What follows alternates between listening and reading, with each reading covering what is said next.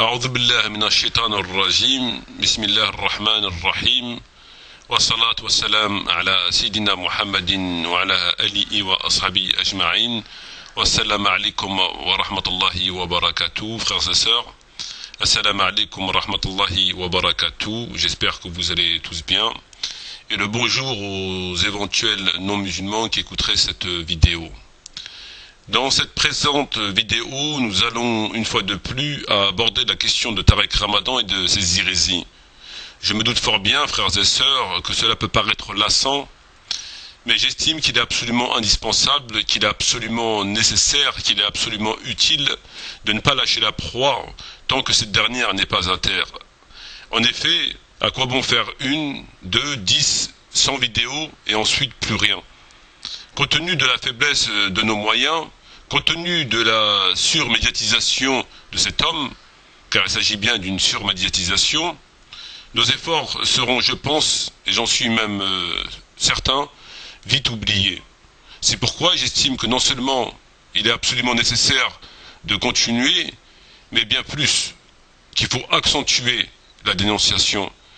Car lui, à contrario, le fait tous les jours. Tous les jours, il propage son message à travers la planète.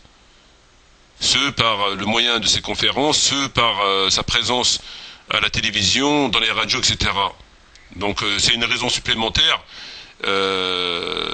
qui m'incite à poursuivre ce travail. Ainsi, mon engagement se résume à être tel un fauve qui ne lâchera pas sa proie tant que cette proie ne sera pas à terre. Pour moi, c'est un engagement devant Allah, Azzawajal, et en ce qui me concerne, cela est parfaitement clair et sans appel. Mais revenons au sujet de cette vidéo qui a pour titre, qui a pour sujet la polygamie et la position de Tariq Ramadan vis-à-vis de la polygamie. Nous allons, une fois de plus, mes frères, mes sœurs, constater que Tariq Ramadan va radicalement à l'opposé de certains textes qui soient coraniques ou prophétiques. Tariq Ramadan se permet le plus simplement du monde de sourire aux lèvres, les yeux dans les yeux, de mentir à nos frères et à nos sœurs, de manipuler nos frères et nos sœurs, de contredire les textes, bien plus de les désavouer, de désavouer certains textes coraniques et prophétiques, et pas n'importe lesquels. Et tout cela pour son unique et seul intérêt. Il n'hésite pas une seule seconde à dire le contraire du Coran et de la Sunna. Il n'hésite pas une seule seconde à se mettre en contradiction avec les textes. Et cela pour se faire accepter par les médias non musulmans, afin d'être reconnu, d'être accepté comme un interlocuteur valable, recevable, respectable, et entre guillemets écouté, puisque bien évidemment, l'un comme l'autre, ils trouvent non pas la voie de la vérité, mais leur intérêt mutuel. Bien sûr, il s'agit avant tout d'intérêt mutuel. Tariq Ramadan, il trouve son intérêt qui est la notoriété, même si c'est une notoriété perverse, et de l'argent, et les médias non musulmans, ils trouvent leur intérêt qui est d'avoir sous la main un prêcheur de la décadence, un prêcheur d'un islam complètement perverti, complètement disloqué, un islam rampant. L'islam que propage Tariq Ramadan, qui se résume tout simplement à être l'islam akhir zaman, l'islam de la fin des temps. Alors, à mes yeux, il existe, à l'heure d'aujourd'hui, en tout cas, pas de meilleure arme intellectuelle contre l'islam et les musulmans que Tariq Ramadan, en tout cas en Europe, et plus particulièrement en France. J'estime que qualifier Tariq Ramadan de la plume de Satan ne serait pas exagéré. En effet, mes frères, mes sœurs, que peut-on attendre de plus d'un ennemi de l'islam que ce que Tariq a déjà fait? Et bien fait, c'est-à-dire avec l'art et la manière. Que peut-on attendre de plus d'un ennemi de l'islam que ce que Tariq Ramadan a déjà fait? À mon sens, pas grand-chose. Il a fait le maximum. Tariq de nature, il est versé. Il est détourne de son sens. Tariq calomnie des musulmans vertueux. Tariq insulte des moudjahidines, ceux qui ont propagé l'islam, en disant que c'était des bandits, que c'était des personnes qui étaient en infraction par rapport au texte. Tariq insulte les lois coraniques, entre autres monstrueuses. Tariq pervertit la Oumma, et plus particulièrement les femmes, nos sœurs.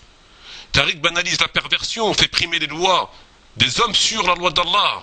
Et tout cela, il enrobe d'une pseudo-science qui, à l'évidence, ne pourra jamais convaincre des gens de droiture ayant un minimum de science et de sincérité. Il est vrai que les discours théâtraux, les discours à effet de manche, ça marche bien, mais pas avec tout le monde. Et alhamdoulilah, il y a encore des gens qui ne se laissent pas impressionner. Alors, frères et sœurs, pour illustrer mes propos, c'est pas le but de la vidéo, néanmoins je vais quelque peu illustrer mes propos.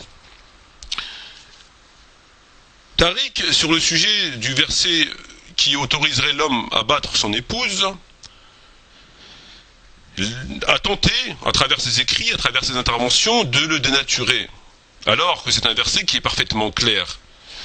Tariq a qualifié des personnes qui respectaient ce verset tel qu'il est dit de littéralistes, c'est-à-dire d'idiots qui prennent les livres, qui tombent sur un texte et qui l'appliquent bêtement comme ça, sans même savoir s'il a été abrogé, sans rien. Ils le prennent comme ça, comme des bourricots.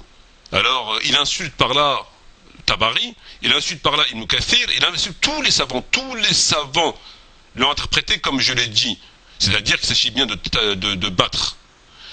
Et Tariq veut affirmer cette vérité coranique avec des pseudo-arguments complètement fantaisistes, complètement stupides, ridicules. Il veut affirmer cette vérité islamique et il veut qu'on le croie. Comment a-t-il tenté d'affirmer cette vérité islamique?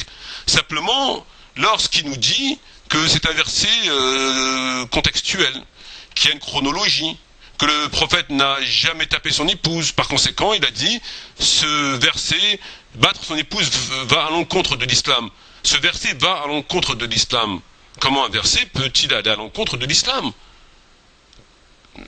Comment un verset peut-il aller à l'encontre de l'islam? Alors, il nous parle d'un contexte. Mais de quel contexte? Est-ce qu'on pourrait avoir un peu plus d'informations? Quel contexte viendrait éventuellement infirmer cette lecture évidente? Dis-nous de quel contexte tu parles. Tu nous parles d'une chronologie, mais de quelle chronologie qui viendrait infirmer l'évidence de ce verset? Tu nous parles d'un exemple du prophète qui n'aurait jamais tapé son épouse, alors qu'on a pu voir que dans un premier temps c'est faux, puisque dans le Sahih de Muslim il y a un texte dans lequel le prophète aurait tapé Aïcha radhiyallahu anha. Et quand bien même le prophète n'aurait jamais tapé une de ses épouses, est-ce que tu crois que l'exemple privé du prophète dans sa vie privée permet d'infirmer, et de façon tout à fait indirecte, un verset coranique clair, que tous les savants ont expliqué de cette façon? Il va falloir que tu arrêtes tes plaisanteries, mon ami. C'est quoi cette... Alors que le verset, lorsqu'on le lit, il est bien clair. Et on voit bien qu'il s'agit d'une situation conflictuelle entre un homme et son épouse, que Allah y va crescendo, disant de commencer par lui faire des remontrances, de lui tourner le dos, et ensuite, en dernier recours, de la battre. Et les savants ont divergé sur le fond. Comment la battre? Mais tous les savants, Ibn Abbas, tous ont dit la même chose, sauf ce Tariq Ramadan. Lorsqu'il nous parle de la question du hijab, il nous dit que le hijab n'est pas une obligation, que la femme qui porte le hijab c'est bien, et que la femme qui ne porte pas le hijab c'est aussi bien.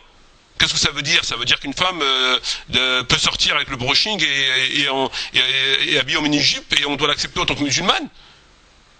Qu'est-ce que ça veut dire? Alors qu'il est bien évident que le hijab est une obligation, puisque Allah dans le Coran, que dit-il? Nul grief à la femme qui a atteint la ménopause de ne pas porter le hijab à condition qu'elle ne fait pas étalage. Nul grief, à contrario, grief est fait à la femme qui n'a pas atteint la ménopause et qui ne porte pas. Et nous avons bien d'autres exemples dans la sunna. Il est bien évident que le hijab est une obligation. Qu'est-ce que tu nous chantes là? Alors, lorsque tu nous dis que la peine de l'apostat est une peine contextuelle liée à une fantastique histoire d'espionnage, d'où tu nous sors ces stupidités, alors qu'il est bien évident que toute personne, que le statut du musulman est accordé à la personne qui remplit les trois conditions, comme le dit Allah dans le Coran et le prophète,